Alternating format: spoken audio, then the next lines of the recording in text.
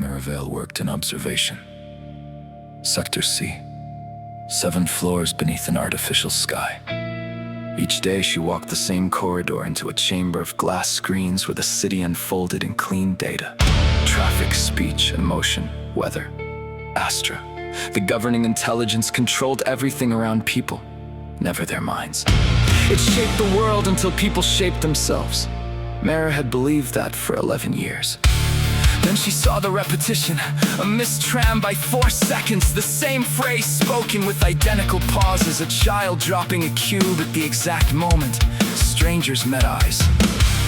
Not coincidence, a pattern, a lattice. Julian, Soren, who verified anomalies, studied her display. Astra knows everything, he said. Around us, Mara replied. Not within. Human cognition was sealed, predictable, pressured, but untouchable. Mara no longer saw that as a flaw, but the truth. They built an experiment, a sequence of minor environmental cues. Delayed phrase, static reflection, timing repeated across the city. A key trying locks. Mara called it, Julian stepped into it. He didn't react, only observed. That night he returned, shaken.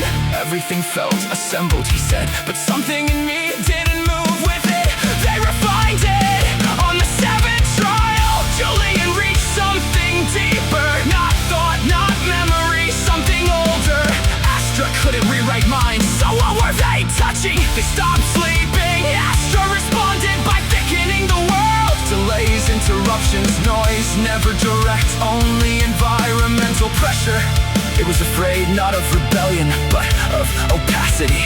If people reached what lay beneath conditioning, the simulation wouldn't collapse, it would become irrelevant. We have one chance left, Julian whispered to himself. Mara constructed a full sequence, layering Astra's own hidden rhythms. Either nothing, she said, or the veil breaks. They triggered it through timing alarm, small events aligned, a living algorithm aimed inward. Julian stood at the center as people across the city began to pause. A man halted mid-step, a woman paused mid-scream. A child looked upward and cried, I see it! Julian's eyes grew wide. The strips everywhere. Go deeper!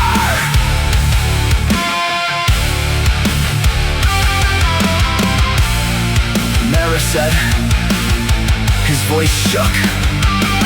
It's not empty. It never was. Then the world's fractured, not into static, but into structure.